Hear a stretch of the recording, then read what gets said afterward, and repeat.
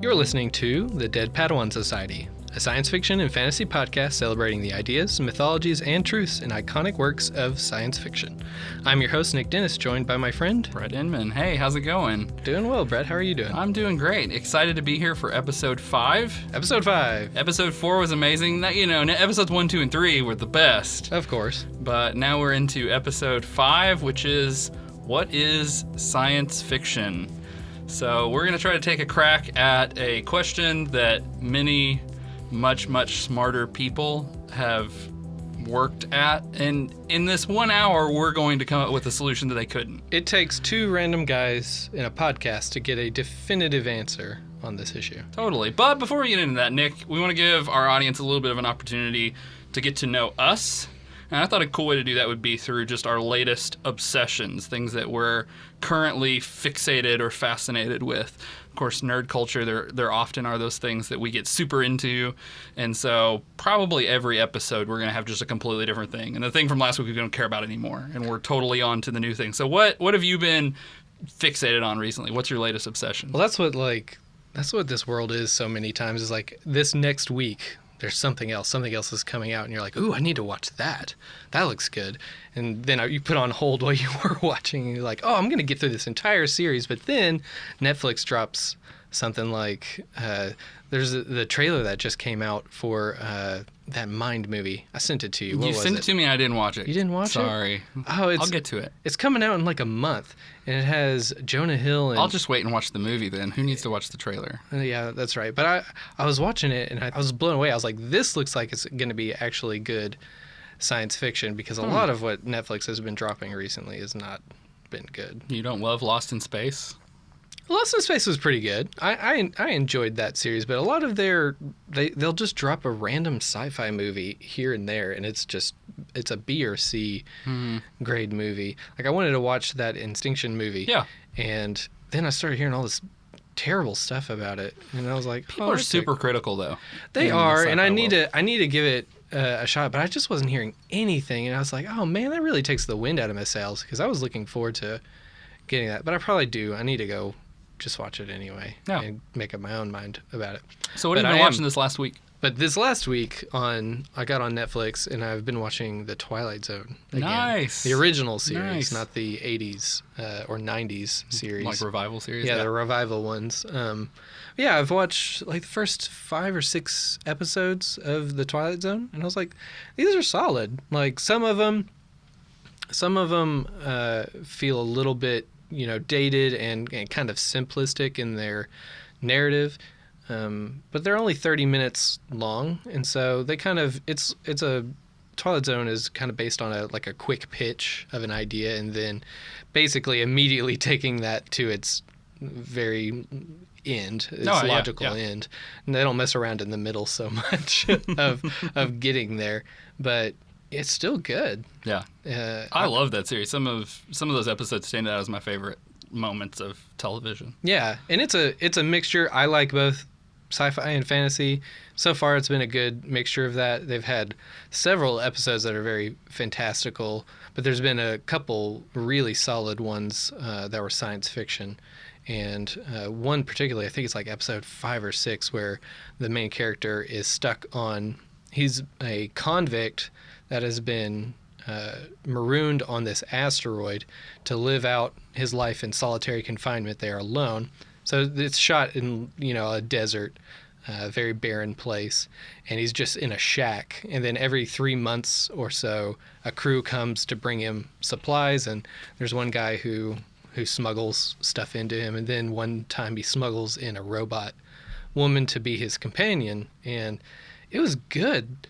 The ending of it is really good in what it's like. Its message is very subtle and it's even hidden, but if you are paying attention, it has a very strong message, and I really appreciated that. I was like, this is good. Yeah. This is good sci-fi. And the episodes before were kind of simple. Like, I've seen them before and in other places.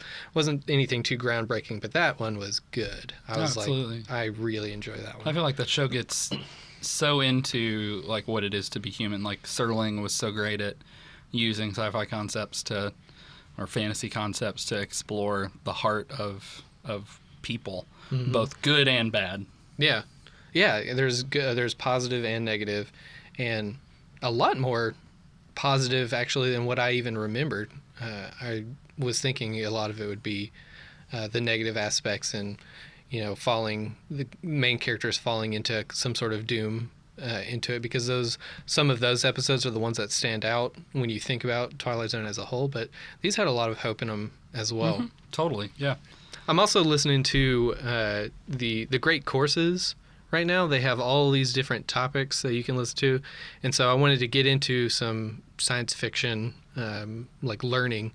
Yeah. And they have one called How Great Science Fiction Works, and it's by Gary K. Wolfe.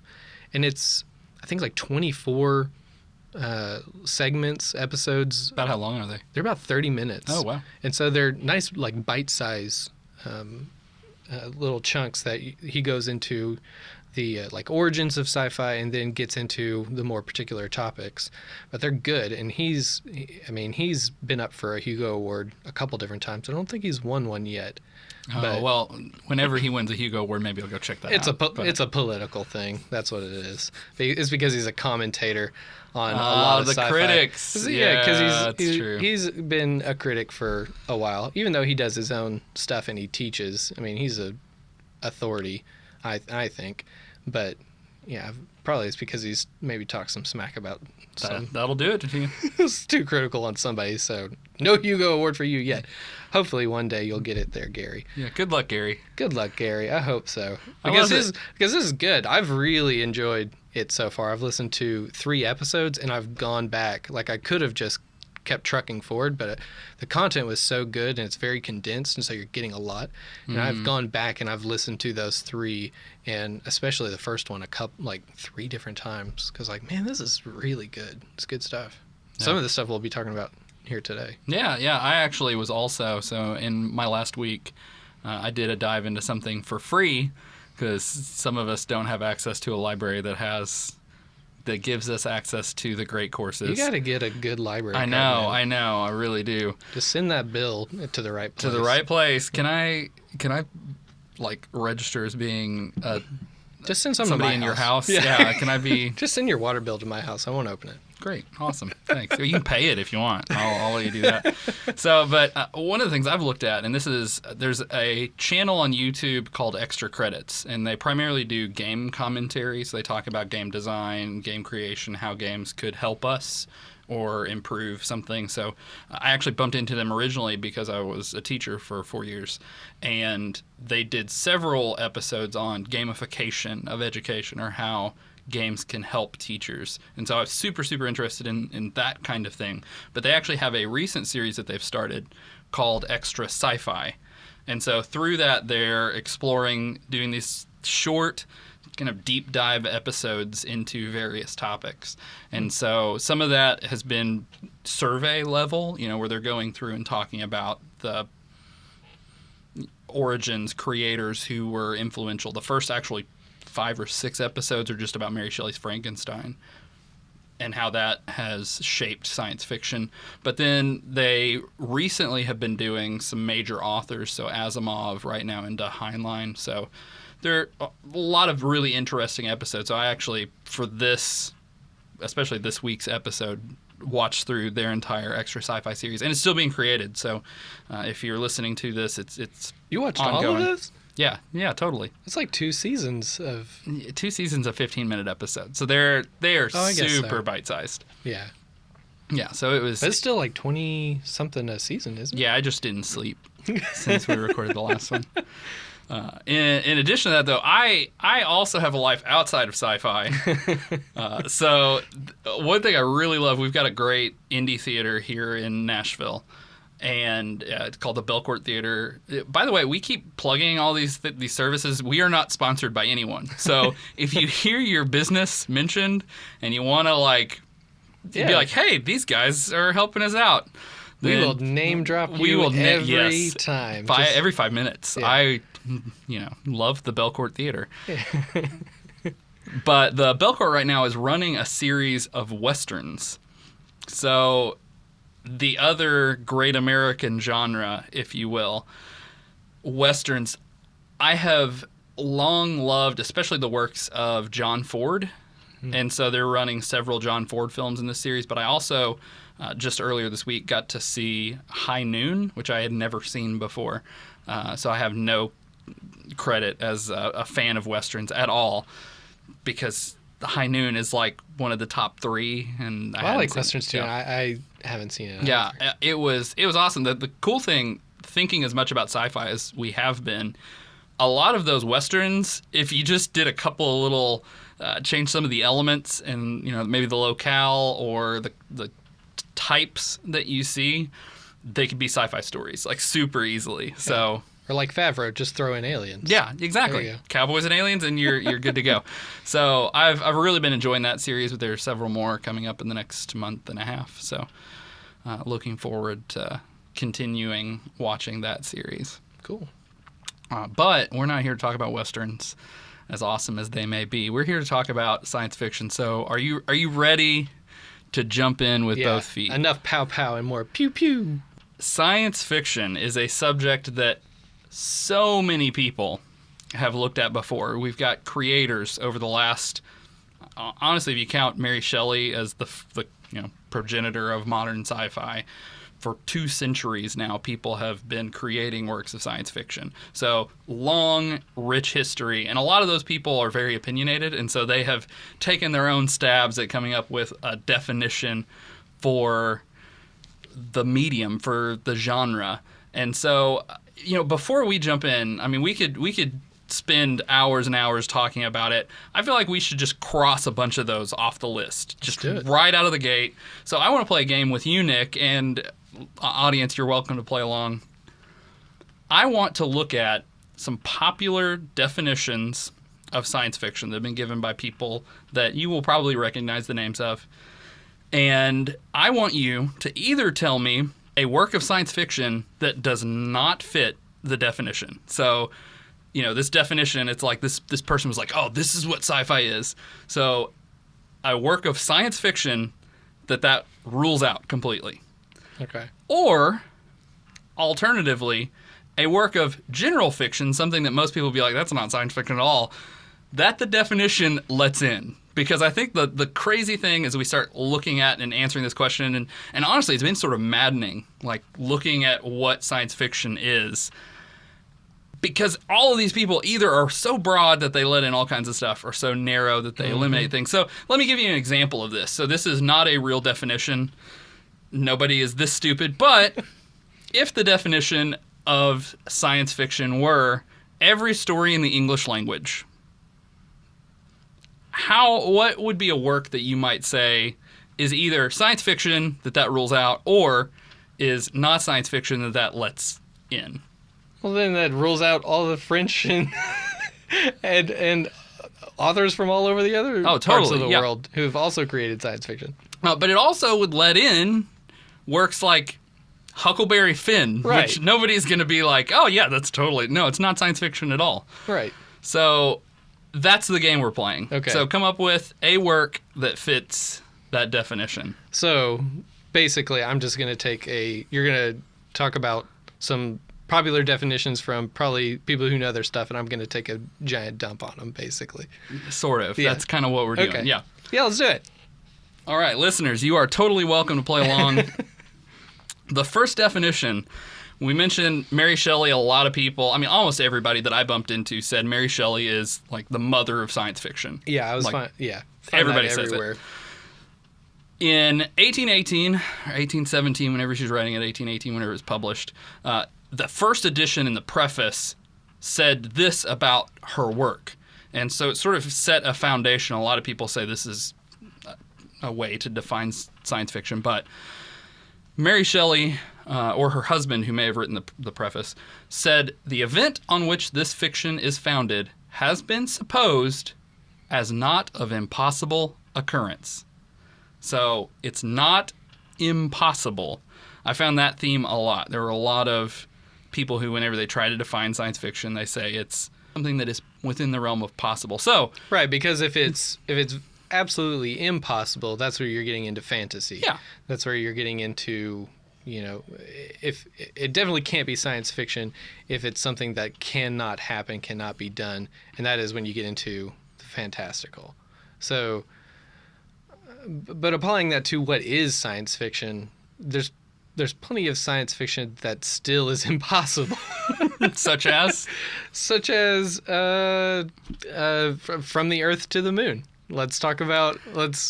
Okay, so one of the fathers of science fiction. We'll just throw Vern under the bus right off this, because another thing that I listened to recently was From the Earth to the Moon. I was listening to it on audiobook, and yeah, I'm not a huge fan of it. Okay, so how does Mary Shelley's definition, not of impossible occurrence, how does Vern's work Because fly you in the can't face of stick three guys in a cannonball and shoot them up to the moon. You can't? No.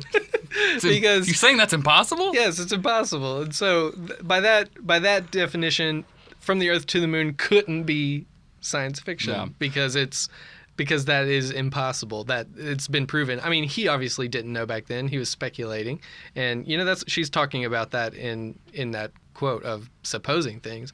But at the end, you can't stick three guys in a giant cannonball full of water in a spring and expect them to live. They're gonna die. That's true. Yeah. And everyone around them, when it got shot, should have died as well. No. Well, by that same rule, Mary Shelley's own work fails to, because the science that she was using at that time said, maybe we can shock a frog and its leg will move. So maybe if we shocked a human body with it could come to electricity can make a limb dance a little bit because of the nervous system, but you can't reactivate the brain. Yeah. Well, the damage is so fast and of course that's something she didn't know, but once your brain is starved of oxygen, it doesn't work anymore. So there's plenty of science fiction that just whether it's just not concerned with getting it right or it's trying to and just fails because that's what happens. The egregious example is Transformers. That because I was thinking about this, the cars, it drives me nuts. The cars transform into a robot that's 3 stories tall. Yeah, and is giant, but that fits into a car. I don't think so. No, that's not real.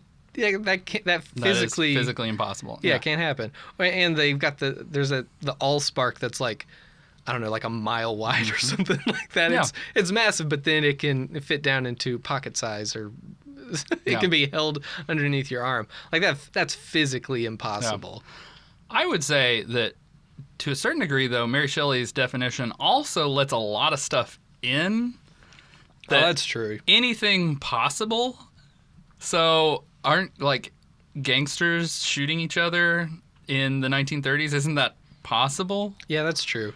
I mean, but this, because she doesn't say, science fiction. She's just saying fiction. That if it's, not of impossible occurrence. But she probably at the time. I mean, she at the time didn't realize that she was writing the founding work of science fiction. The word wasn't there yet. She was writing a gothic, monster story. Like it was in that vein of the old monster tales and like cautionary tales, but using science instead of fantasy. But yeah. No. Another one of our early figures in science fiction, which we just referenced, Jules Verne. Verne. You love Verne. Some Verne. So Verne's good. It's just From the Earth to the Moon, man. It's just a slog. Yeah, there are lots of slogs in Verne's works. In 1904, he was contrasting his work with that of H.G. Wells. That hack fraud. And he said, "It occurs to me that H.G. Wells' stories do not repose on a very scientific basis." He said later in that same statement, "I make use of physics. Here there is no invention." So here it's a step beyond that there is just what's possible. Here there's a firm grounding in what you write about has to be scientific and has to be real. Yeah. Your science fiction story needs to be able to be peer reviewed and hold up to scrutiny, which is why Earth to the Moon is such a slog to get through, because it's just like, I'm not a scientist, and I think I talked to you about this before, but that I'm sure that appeals to scientists, like reading that stuff and how detailed it is. And he got a lot right too. Oh, you're joking about the cannonball thing, but other than that, there's a lot of stuff in there that's very accurate, talking about the moon and the phases and the rotation of the Earth and all the calculations that had to be done. I mean, that was very much accurate for then, and it was forecasting what would happen with the Apollo missions. So in that way is very accurate, but at the same time, it's so much science. And for just a reader who's trying to enjoy fiction, yeah, I feel like that right there makes it a little bit harder, for at least for me, to read. But then just going based on this quote of where he says, "Here there is no invention," that doesn't have to be necessary with. So what are works of science fiction that rules out? Well, I mean, obviously, he was talking about H.G. Wells. Basically, Wells. if Verne were alive today, he'd be like, yeah, H.G. Wells is not really science fiction. Well, see, that's the thing is like the time machine runs off of crystals, and it's barely given what it is. Basically, it's just like, oh, here's his time machine. He built it. So you're saying I could go to like an alternate medicine store and get everything I need to make a time machine? Yeah, I mean, if you could go read, the time machine and get all of your clues from there and build you one, and you can jump into the future. I mean, that's the thing is that's where it works more for me, because it doesn't spend a lot of time, just like the DeLorean in Back to the Future. It's like it works off of nuclear power and gigawatts and the flux capacitor that I dreamt up, and I put it in a DeLorean, and now you're into the future, or you're back in the past, and that's fine. I'm good. I'm up. I'm here for the adventure. I'm here for the story. Well, and you bring up a good example. Definitely Verne would have said Back to the Future is not science fiction based on his terms. I have always, if you actually start to think about especially something like time travel, if you travel forward or backward in time, the Earth is not in the same place relative to the universe. Like, it's moving. Right. And so if you actually travel, like, Marty wouldn't have appeared and mowed down that old man's tree. He would have in the exact been spot where he left He off. would have been in space and, like, died immediately. So, yeah, that I think that would be a work that's ruled out. Anything that, I mean, honestly, and you pointed out how Verne's works a lot of times feel like textbooks. Well, he almost is allowing the textbook to be, the science textbook to be a work of science fiction. Well, I wrote down, because that quote I have written down as well, and in them it says, it jumps a little bit in what you had, but it says, I go to the moon in a cannonball discharged from a cannon. Here there is no invention. He goes to Mars, talking about Wells, he goes to Mars in an airship, which he constructs out of a metal which does not obey the law of gravitation. But show me this metal. Let him produce it. Show me the giant cannonball, Verne. Show me the massive... You need a smoking gun? Yeah, well, show me the massive... Yes, in our universe, do cannonballs exist? Yes, do cannons exist? But the one that you're talking about, you're inventing. Like, yeah. You are inventing this massive shot and this massive projectile, and it would not be physically possible. Or I guess it could be. You could make something that big, but you wouldn't get the velocity that you supposed you would get, because it doesn't scale that way. Yeah.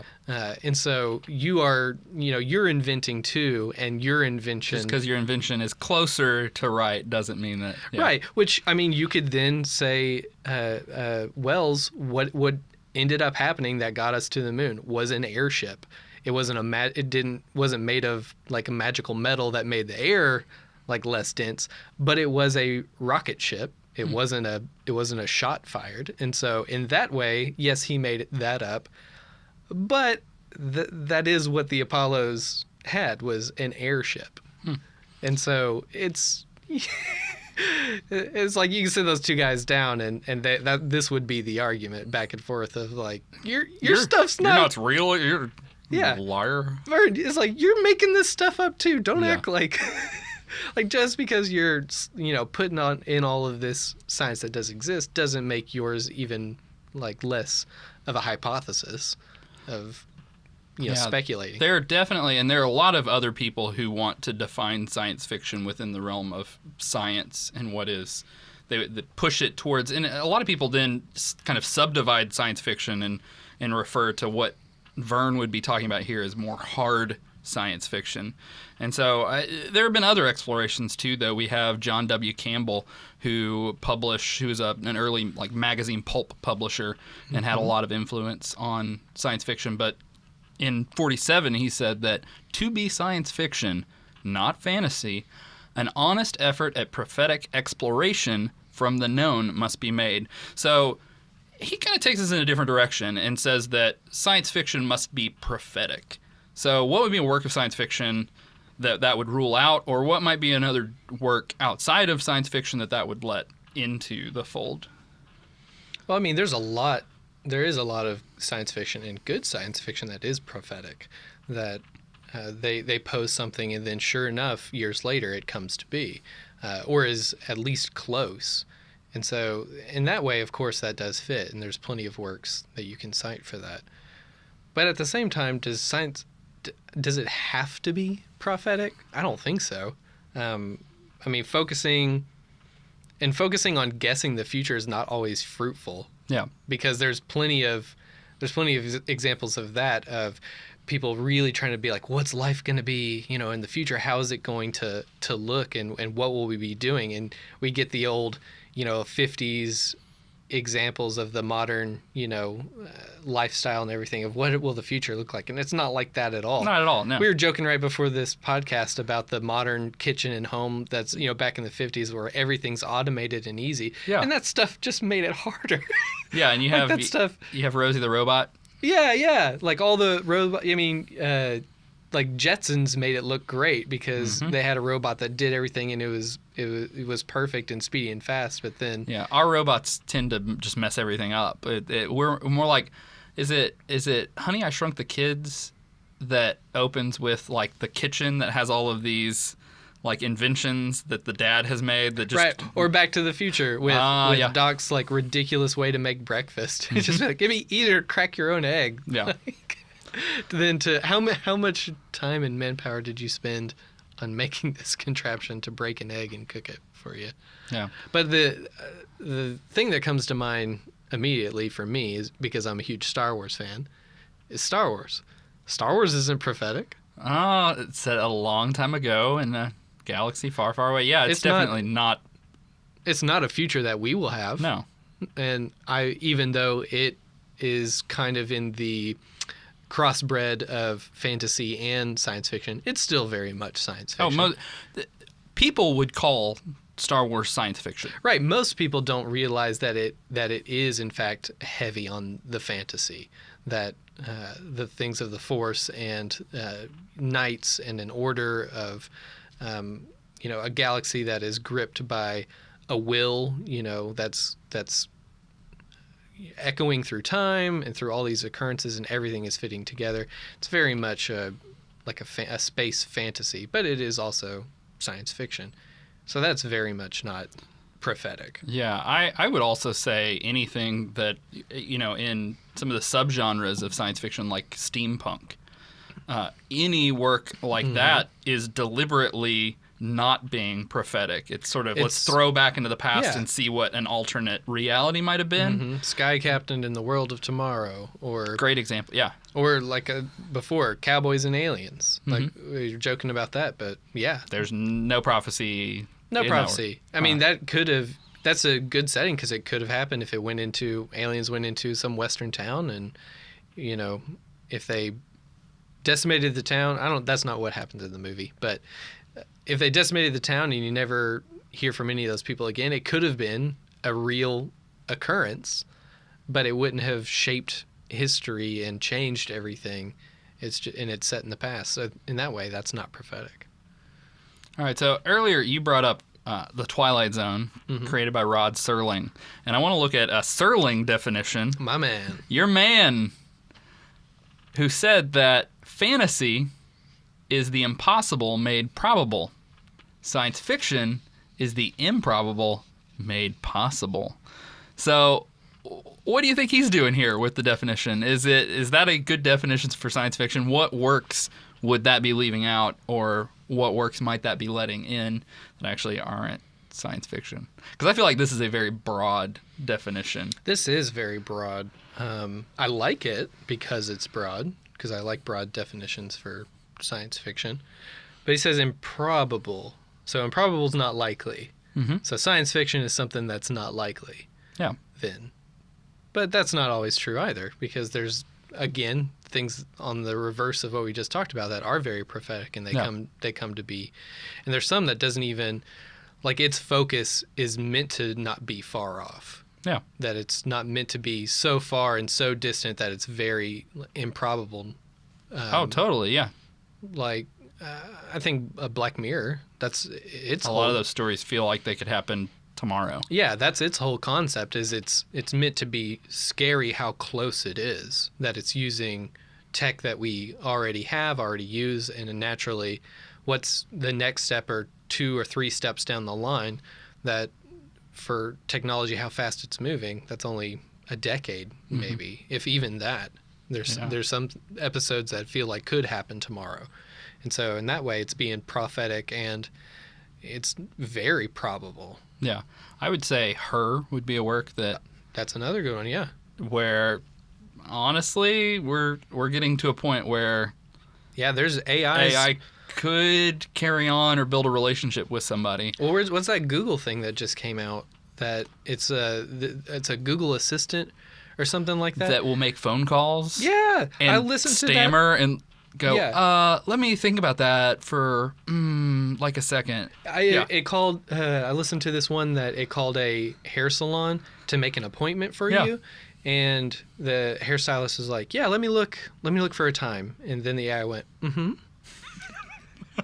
I was like, that's creepy. It is pretty creepy. That's creepy. I mean, it's genius because it the sounds like hairstylist thought she was talking to a human. Yeah, that's where it's creepy. Yeah. The whole time she thinks it's a real person calling to make an appointment, has no idea. I mean, I think this is what they put out. Maybe it was all scripted. But at the same time, if it is real, that's creepy. Yeah. Yeah. So to play the opposite side of that, again, I feel like Serling's definition here is really broad and actually lets a lot of things in. Any sports movie about the underdog winning is a story about the improbable made possible. That's true. Like the Mighty Ducks, technically, based on what Serling is saying, is science fiction. That's true.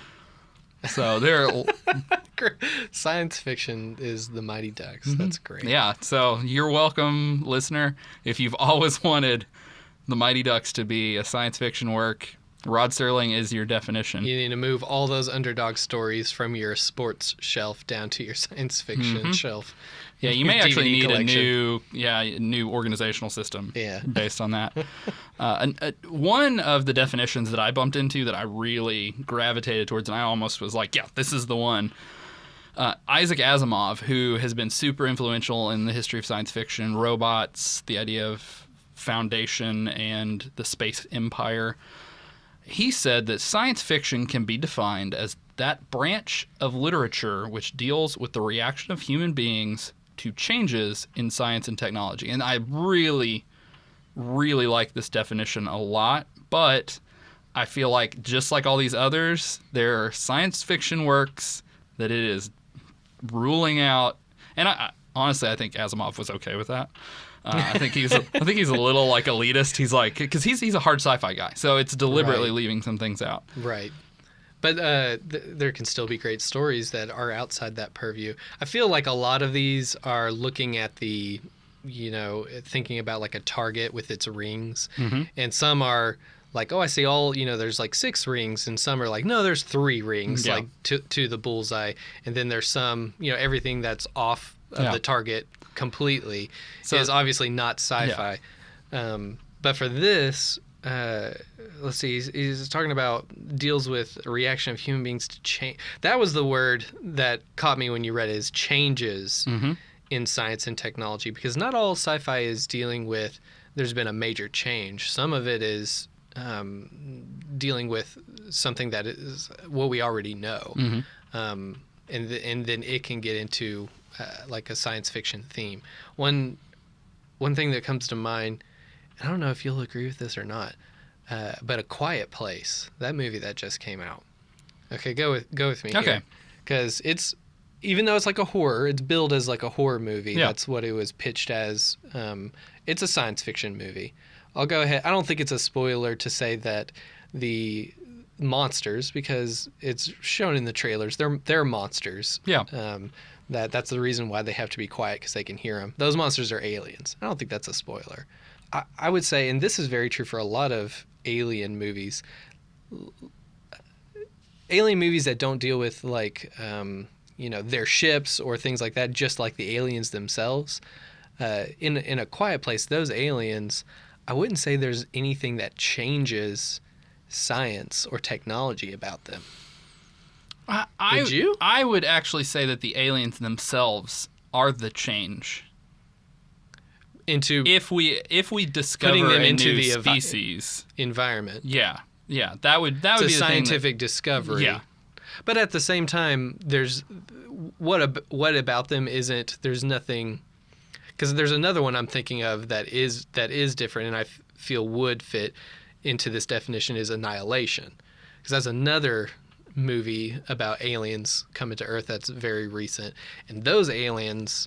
That whole event, I don't even know if you... Yeah, I've seen it. You've seen it, but I'm trying to, without spoiling it, it is an alien presence, I will say, that has come to Earth, and it is very much unlike anything we have on Earth. And so that way, I feel like that's a discovery, and that's a changing science. Whereas I feel like the aliens in A Quiet Place, there's nothing inherently different about them as to what we have on Earth, because we have. So you could compare them to other predators we that could we compare have. to other predators. You could like a mashup of different animals and species that we have on Earth.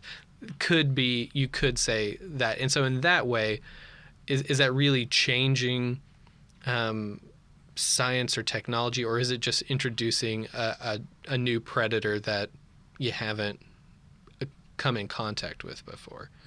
Like it is the human beings reacting to a change. That is a change for them, but I don't know if I would say that that's a change in science and technology, like such a ridiculous one like AI or the atomic energy or something like that, or tapping into biology and changing ourselves or something like that. So that's not that far out there. Going back to a work that you already referenced, Star Wars, I would say that has nothing to do with, or very little to do with, humans reacting to change. Now, if you want to be really specific about human beings, since it's a long time ago in a galaxy far, far away, that also would rule out Star Wars, because they're humanoid. We perceive them as humans. They're played by human actors, but do you have to be from Earth to be human? And so for that same reason, something like The Martian Chronicles, where the first movement of it is all stories about the Martians and from their perspective, that really wouldn't fit this definition either. Or any work that is robot-centric, like that the robot is the protagonist or the main focus of the story, like WALL-E. Yeah. WALL-E isn't about a human reacting to technology. It's about a robot who's just living in his environment and then is sent on an adventure. And so that is a change for him, but that's not a science or technology change. No, it's going on an adventure, but it has a lot of scientific themes and talking about like the environment and where humans will go in the future. That's very much in there, and that's very scientific. And you got like a little Hal kind of thing in there as well. Yeah, a little homage to him. One of the works. So again, the inverse of this. Are there any works of general fiction that this allows in? I think there is one. The changes in science and technology that serialized crime drama. Oh yeah, because CSI. Those shows, CSI, Criminal Minds, they always, if for no other reason, zoom and enhance. Okay? So I would say that based on Asimov's definition, the world of crime dramas, basically the crime science has gotten so good that you can take a blurry picture that was of a reflection from 3 miles away, and you can blow it up and enhance those pixels to get the science of that world has improved to the point that now you're able to have like these super detectives who can like find anybody by using science. Right.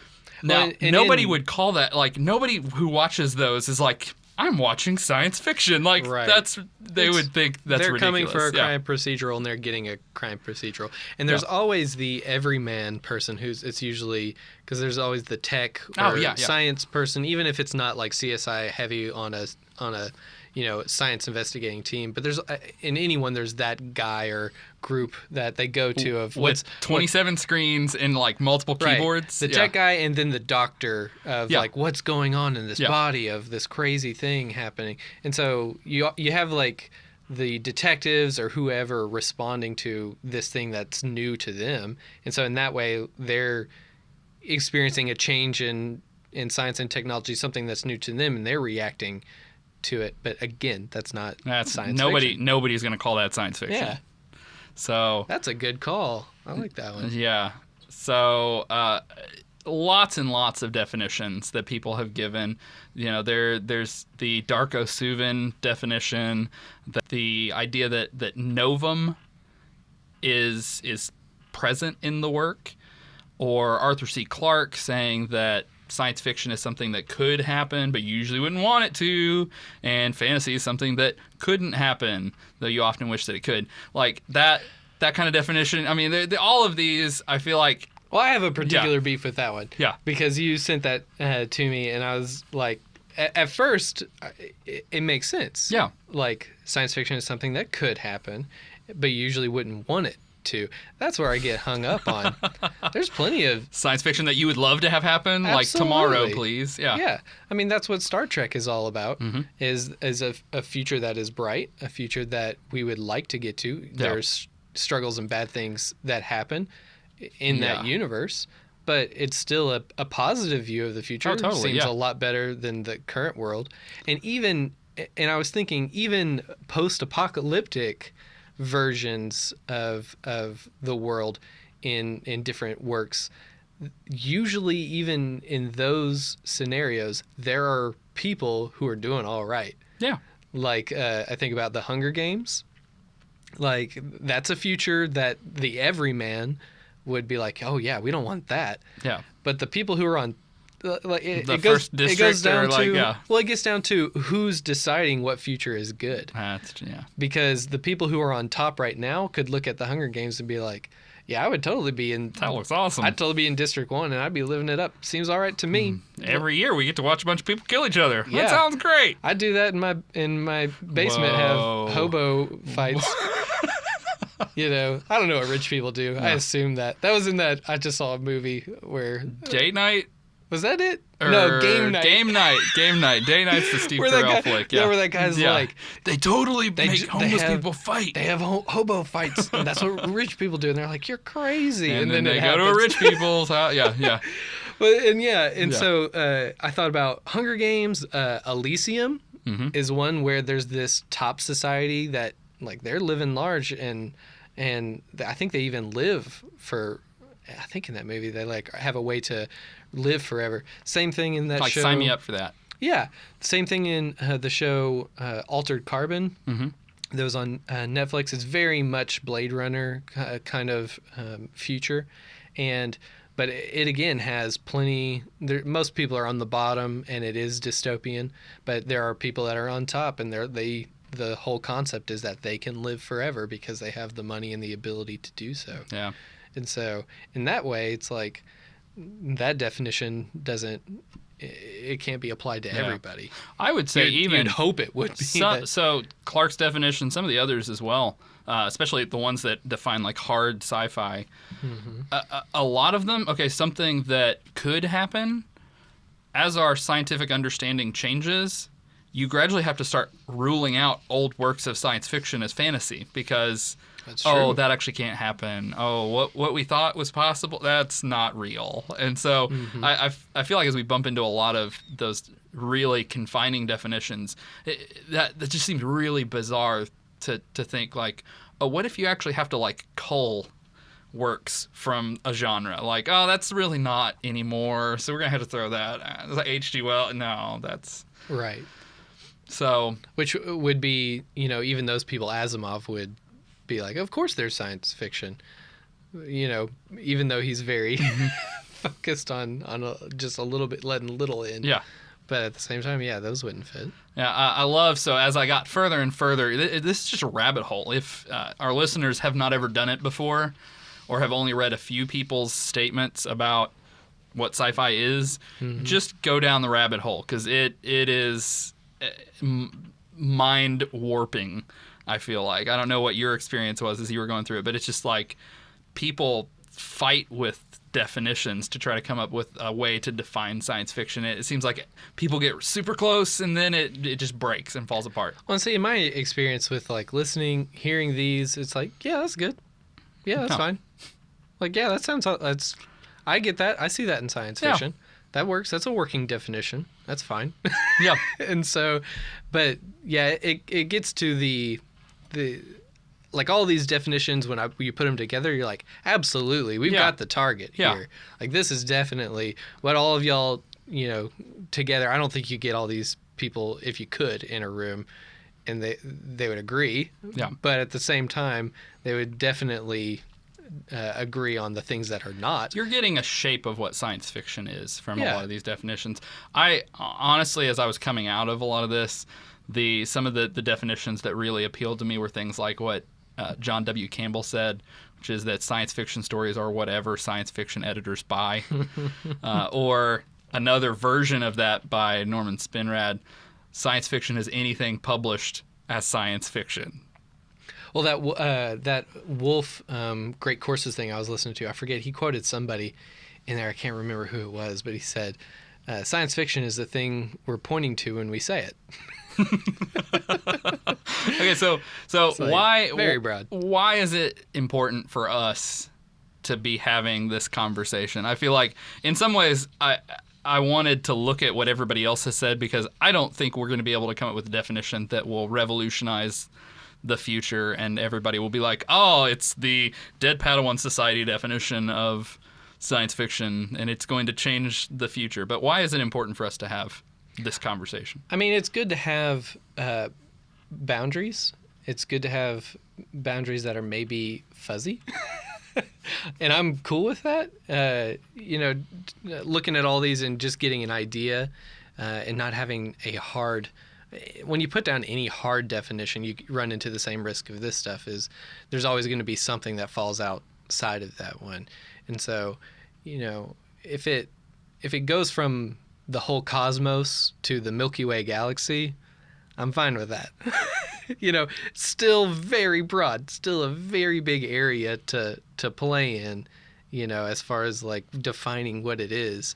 But it's, you know, there's plenty outside of that we're not going to say what it is. And so in that way, you know, because we'll argue, most likely when we get into particular properties, we may get into arguments of, I don't think this is, or I do think that this is one.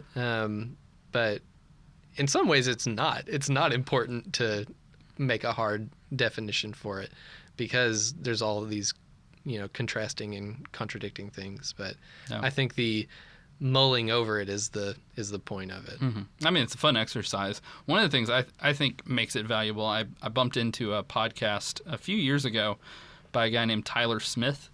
The podcast is More Than One Lesson, and he actually, whenever he was doing, I think, his master's, he did some work on genre and what a genre is, and he actually has a super narrow definition of genre and is like, things like musicals aren't genres, and you hear that and you're like, yeah, they are, dummy. But he actually evidently has a fairly strong argument to say that. And there are certain things that he says are genres: film noir, westerns, horror, and horror subgenres even. Mm-hmm. But one of the things I really liked that I drew out of that was that genre serves as a basis of comparison. So when you're watching a genre film, you adapt the way you're thinking toward the genre that you're looking at. And so I feel like a lot of those definitions where it's talking about real science or where it's talking about humans interacting with change, the idea of newness, those types of things, you have to know whenever you're looking at a sci-fi work that those are the types of things that are going to crop up. And so you wire your brain a little differently for science fiction. Yeah, so you're going into, let's say, back when Minority Report was out in theaters, and you don't know what it is, and someone says, "Oh, it's a sci-fi movie about the future of like what could be," or something like that. You immediately go into that thing. Oh, that's what this is, and so you kind of turn your brain that way of focusing it that way of, oh, this is something that's gonna, hopefully expand my ideas and thinking about what could be and thinking about how that affects what we believe now. And yeah. So for the purposes of our show, how are we going to define science fiction? Like, what do you see as science fiction? How do you know it when you see it? I like going back to that Gary K. Wolf series that I was listening to.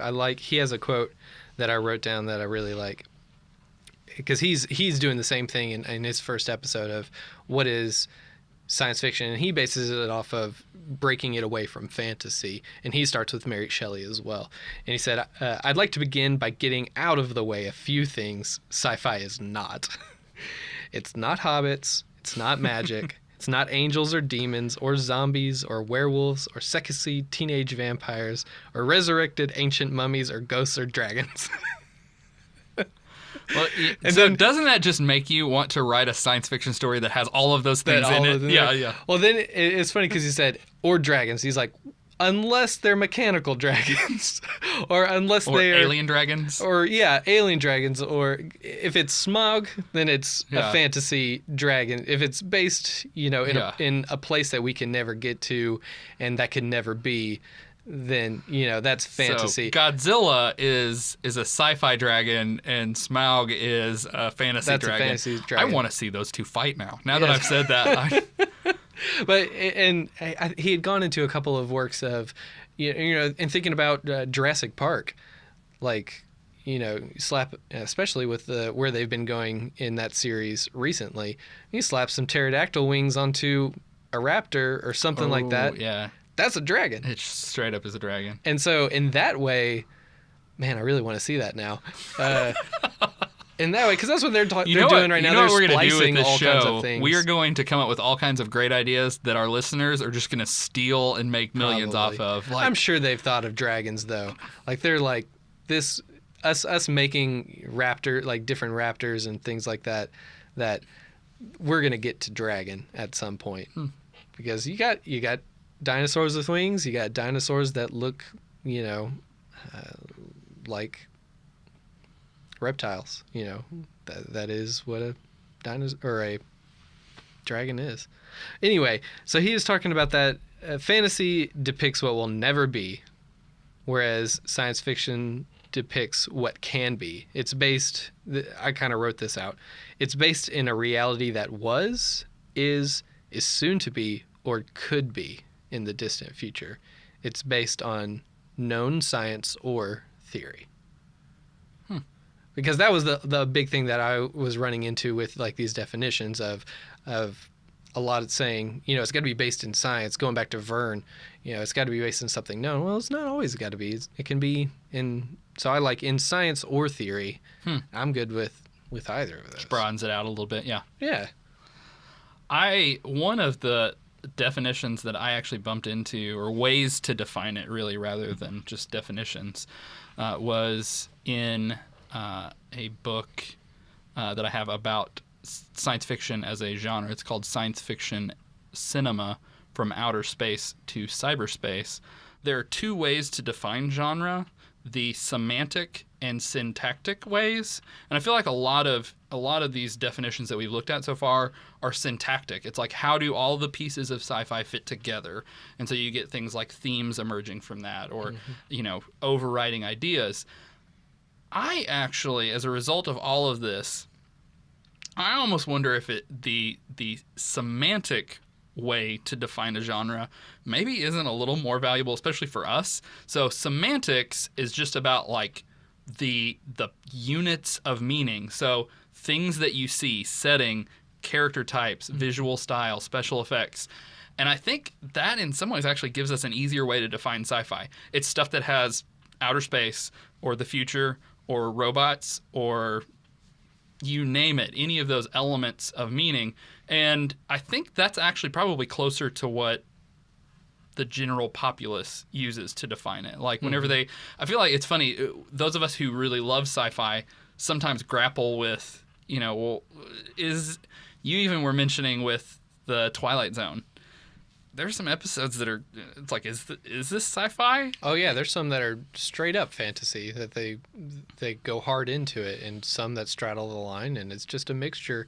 Because Serling was just interested in telling good like morality tales and doing whatever methods he could use to do that. He was fine with. Yeah, and I feel like people in the general population don't think that. It's like Twilight Zone, science fiction. Like, right. And just like that's there's a quick thought it has. And I feel like in some ways that's actually maybe a little more valuable and a little more freeing, in that those of us who are in the club that are fans of more science fiction, while it's good for us to look at different subgenres of science fiction and maybe narrowly define those, I think the broader category of sci-fi can be pretty open and can include things from the iRobot written by Isaac Asimov, which is arguably hard science fiction, to the iRobot starring Will Smith, which is not. Actually, I noticed as we were looking at definitions that a lot of science fiction works have a Will Smith corollary that's like lowbrow sci-fi. It's like highbrow sci-fi would be like some works of like steampunk, but then you have like Wild West with Will Smith. Right. Or, Men in Black with Will Smith. It's like he just gravitates to these like lower tier sci-fi works. After Earth. Yeah, and again, that's one of those where like they're works of harder sci-fi, like beings that learn to see fear and lose the ability to see, which is a better like hunting skill. Like these, an apex predator is not going to go blind. Doesn't make much sense. Yeah. I mean, I guess that an apex predator did go blind in A Quiet Place. So what is it with blind apex predators? I think I read from John Krasinski that they never had it, that they developed. This is getting really nerdy because I read that it was they came off of like an asteroid with like very low atmosphere and flying through space without not a lot of sunlight or anything, so they never developed eyes because it was just an evolutionary thing. And so like that makes sense. Yeah. I mean, enough for me, not a scientist. Yeah. It makes enough sense for me. Yeah. Well, and I love that. I feel like a lot of people actually define science fiction as whatever was on the Sci-Fi Channel. Yeah. Or whatever Netflix tells me is science fiction. Like, have you ever just looked at the genre and it's like Netflix. Sharknado? I'm like, oh, okay. And I there was a point where I would have probably come down more in the hard sci-fi, or we need to like rope this off and keep lowbrow works out because it's going to make people think bad of us. But I actually think I've come around in a little bit more of a populist than I used to be. I actually kind of like that we have this broad umbrella from which we can kind of draw works. Plus, for the sake of our show, I mean, if we include things like, Sharknado and Wild Wild West, we can go on forever. Right. There's so much science fiction that is B and C grade stuff, and it's just goes on and on. Speaking of Netflix or other streaming platforms, because I was looking at, what's out there? What can I watch for free? Because I was really wanting to get into it. And man, you got to go through a bunch of stuff you never even heard of that looks terrible. Maybe some of it's good, but a lot of it looks just like crap. Well, let's use that actually as a way to tag off on one last question for this episode. All right. And this is going to be an ongoing conversation, I'm sure. As much as we may fight about like, well, is that science fiction or is that not science fiction? We're going to fight about if it's good or bad. I think science the fight fiction. of this show is gonna be, is it good science fiction or is it bad science fiction? And so, what is good sci-fi? What is bad sci-fi? Oh, that's hard because you got to also divorce it from your preference, like what is good and enjoyable to you. Whereas if it's actually good science fiction, because there's, stuff out there that may appeal to you, but really it's not great science fiction. Like Asimov saying Star Wars is not, but I really enjoy it. I love watching those movies over and over again. Yeah. And so there's a bit of a difference. I think it's serviceable science fiction. It's got hyperdrives and ships and, blasters and laser swords. And so you jump from planet to planet. That's science fiction to me. I like that. So what to you makes it good? What makes science fiction or Star Wars? Star Wars. Oh, goodness. Don't get me started on that. I mean, it's at the core of it. As a kid, of course, it is all of those things. It's all the toys. It's the laser swords and the ships and all the stuff that comes with it that could fit into your toy box. But grown up, it's what was appealing to me then that I didn't realize is the story. I really like the idea of the legacy. I like the spin-off movies that they're doing. I've had fun with those. But the core story, going through core characters and how it plays out on a galactic scale, how it can be very personal, a very personal story that, is shown how it affects so many different peoples and worlds and a galaxy as a whole. It's just, in my opinion, it's just well done. Even going into the prequels, though the execution, you can argue, but George had, this huge grand idea and grand story that played all the way through, and there's a lot of things that connected and getting into the mythology and once he was getting to Revenge of the Sith, I mean, like, that film in a lot of ways is really great. So it is really great. It's a good one. You don't think so? Okay, listeners, I'm just going to lay it out there. Most people believe Revenge of the Sith is the best of the prequels. I do not. Okay, we're going to have to come back to this. Well, let's return to the question of good sci-fi and bad sci-fi. And I feel like you did hit on something that I would agree with, too, about sci-fi in general. Like, good stories are good sci-fi, in my opinion. And this actually differs from one of the things I bumped into whenever I was reading Asimov. He actually said that science fiction has to be a good story and good science. And I'm like, I don't know that I set that boundary. Like, no. If the science is there and it's not great, but it's still a good, compelling story, I get behind the story. It's at least good fiction. And so I love that. Even if it's not even good or bad science, but just not even there that much. I just recently watched Children of Men. And it's a science fiction movie. It's classified in that people would say it's a science fiction movie. But and I'm not spoiling anything because this is the plot of the movie, is that it's a post-apocalyptic world not far off in the future where women can't have babies anymore. The whole world is infertile. And that literally is the only major, there's futuristic tech that's not that far off, like cars are better and things like that. It's not a huge leap forward, but really that is the only major change, is that one physiological issue that they're dealing with is infertility. But something as singular as that has ridiculous ramifications on the world. And the story itself deals with just a few characters in that world. It's a great movie, and it's a good science fiction movie, but it's not chock full, in my opinion, it's not chock full of sci-fi. It has very little sci-fi. Like science elements. Yeah, science elements in it, but altogether, it's a great science fiction film. Yeah.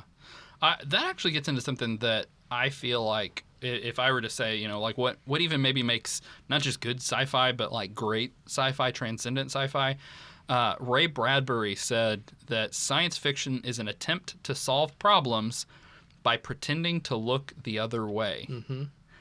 And I love the ways that science fiction allows us to explore the dangers of the present and the challenges of the present, but in almost like a laboratory. And I feel like some of the stories that to me are the greatest examples of science fiction are stories that are grappling with a present day problem or a situation that isn't the future's problem. It's our problem today. It's our conflict today. Maybe it's aliens instead of a different race. Or maybe... Or AI or something other. Yeah. Or, there are lots of current day, issues. Maybe instead of us, using up the resources here on Earth, it's us, devouring some other planet or, using up. Or there's even another civilization has exhausted all of their resources. And so it lets us explore that kind of thinking. And so it's cool because it really tells us we can make things better. Like, we can make the world now better through this thought experiment that we're having. And not only does it let us know that we can, a lot of times it shows us how. And that's, again, that is transcendent sci-fi for me. That's what makes sci-fi a genre that in a lot of ways I feel like is at least as important as other genres, if not maybe more sometimes. Yeah, because you get more people in because you're not talking about the issues that they're trying to escape. Because a lot of times people see science fiction as an escape, that it's a world I can go to that isn't this one. But if someone takes you to that setting, but they're talking about where you actually are, it is, I wouldn't call it a bait and switch, but I would call it, taking someone out of their element to show them that's something very much about who they really are. A good example of this, I was thinking about when you were talking, I forget his name. He was a writer on TNG, and then he was the showrunner of the new Battlestar Galactica. Oh, what is his name? I can't remember.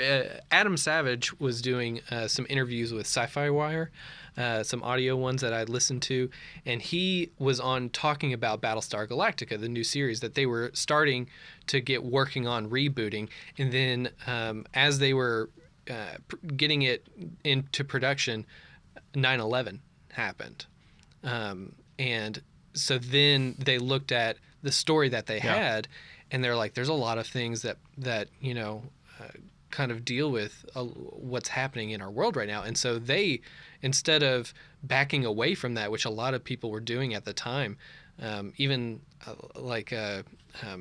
different movies and stuff were taking the Twin Towers and stuff out. Spider-Man. Yeah, the famous scenes that they had shown of Spider-Man, right, like tying up a helicopter between the Twin Towers. Right. And that's not in the movie anymore. Right, and it was like even in Friends, I think there was an episode that got canned because of it had that in there. Like, there were people recoiling from that because it was so hard, and they decided, the Battlestar Galactica people said, well, this isn't on Earth. This is out in space. And instead, in this interview with Adam Savage, he was talking about, because it wasn't Democrats and Republicans, because it wasn't America and Al-Qaeda or bin Laden or stuff like that, we could tell a story about people who had just been attacked by this threat that came out of nowhere. And now they're on the run, and they're dealing with this. They feel like they're on the ropes. They're dealing with this, and even the humanity in the enemy that they were facing. Like, they started bringing some of that forward, and telling these stories that had a lot to do with the world around them, even though it was set far off. And so that's a great example of that. Yeah, I in a lot of ways, I'm sad that, given especially the current political and racial climate that we have in our country, that we haven't learned more of the lessons that sci-fi has taught us through those types of things. Because I feel like, science fiction was extremely popular, in the 50s and 60s, and a lot of those stories deal with specifically race-based issues. Yeah. Now, again, under... Serling had, in the Twilight Zone, had no issue getting into race and sexism as well. Like he put females, in lead roles and not in the ways that they were traditionally, used in film and TV. Same thing in Star Trek with Uhura, being on the bridge, being one of the top crew. Yeah, and she was a person of color and a female, and Yeah. Well, and even like the way those stories tell us the importance of stopping for a second and listening to people. absolutely. That the enemy on the unknown that's out there, I mean, that's a lot of Star Trek, is coming across this new thing and not immediately blowing it to smithereens, but trying to figure out what it is, what it wants, and can we, communicate it. And their mission was basically to make the Federation bigger, to make the Federation of Planets more far-reaching and connecting, and with the mindset of we can bring more people in, Yeah. and work together and move forward that way. It's not just we're gonna go tame the cosmos and we're gonna plant a flag on every world and it's our own. It's discovery and trying to find other perspectives. Yeah, there was, oh goodness, it is all blurring together. There was a story that I bumped into. I didn't read the story, but somebody was kind of commenting on it, and the main character of the story, if you're listening out there and you're like, I know what that is, please let us know. But the main character was a priest, I believe, and in going to another world in a sci-fi story, he sees that there are things that are different but that are true in that environment. Mm-hmm. And the statement, more or less, I actually think I may have picked this up from Extra Sci-Fi somewhere in their series, but the idea was that, if we go to all the different planets, then we're going to find more of truth there. Mm-hmm. And again, it may look a little different, and we may not exactly see how the pieces fit together, but that eventually, if we continue to explore and we continue to see things, then eventually we're going to get to a point where all of the pieces of the truth will fit together and we'll be able to stand back like if you're looking at a jigsaw puzzle. Mm-hmm. And I think for me, that's... Yeah, and largely being a Christian, I think sometimes Christians are excluded from the discussion. I think there's a camp of like atheists in science fiction that are like, nope, you Christians believe in God, and that's magic, and you're go like Star Wars, something like that.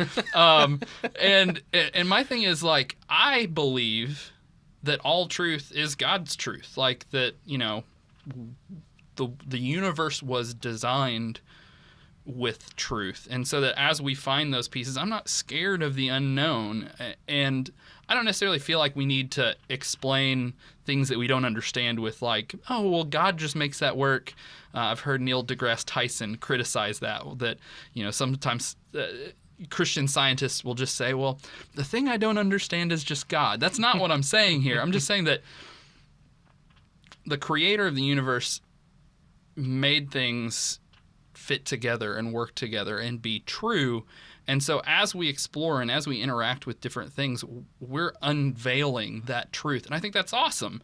And again, some people who are listening may totally disagree with that. And I still think truth is something that we get from science fiction in such a rich way that a lot of more grounded, it's ironic that something that is less grounded in the practical truth can actually get at deeper metaphysical truths, truths about humanity. And a lot of the definitions that we looked at, talk about telling human stories or looking at the human condition, humans interacting with change, those kinds of things. And those truths we find in such a rich way in science fiction. Well, I mean, and going, like you said, people may not agree with you on that, but going back to what you said before is that science fiction, how it is and how it used to be back in the day, and I think it is still true, that it connects us and takes away those barriers and puts you in a place where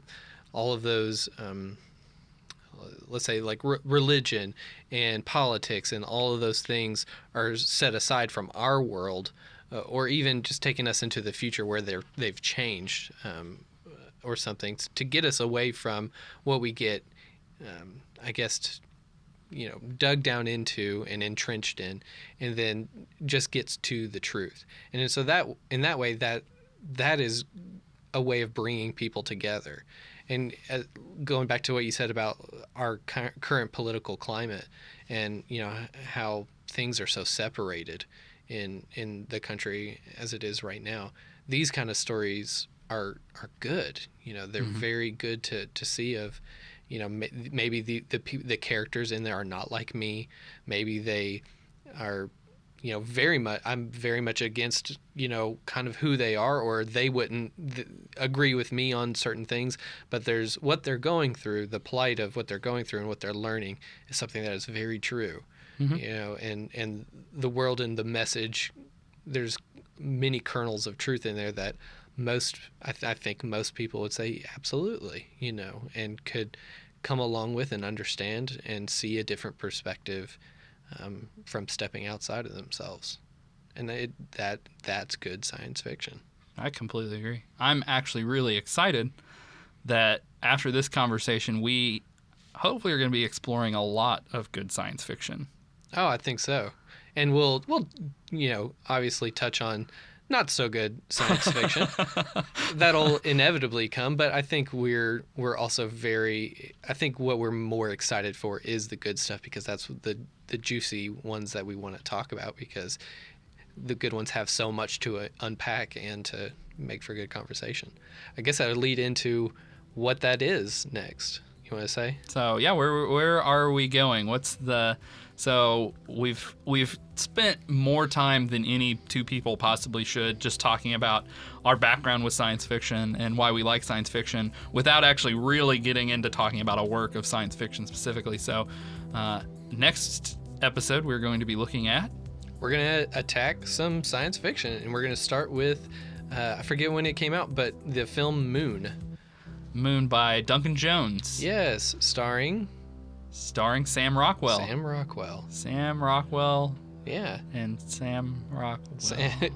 And Sam Rockwell. Lots of Sam Rockwell. Yeah, so we're going to get into actually unpacking a piece of science fiction, and we both agreed Moon's a good place to start. Yeah, I would actually encourage you, before listening to the next episode, be sure to go check it out for yourself. I really see this podcast, we were talking about truth. I think that's what we want to explore in science fiction is the truth. And so I would love to see this be a conversation not just between, two guys in a booth, talking into microphones, but with you as well. So I, definitely would encourage you. Right now, Moon is on Netflix. So if you're a human being living today, you hopefully have Netflix. It's a necessity. I feel like streaming. At this point. Yeah. It wasn't a huge money maker when it came out, and so if you don't have it streaming, you could probably get it for cheap on in iTunes or Amazon, some platform like that. Your used media store. You might find a copy in a Walmart or something like that. I don't know. I'm not big into physical media as much anymore. I feel like it's got maybe enough of a cult following that it could be one of those where, like, whenever they randomly do a display in like Walmart of, like Sci-fi, right? Like, it could be one of those in that $5 or $7 slot. Yeah, I have seen it before at like a Target, but yeah, you can find it in places. Give it a watch. It's so good, and we'll be talking about that next time on the Dead Padawan Society. Live long and prosper. And may the force be with you.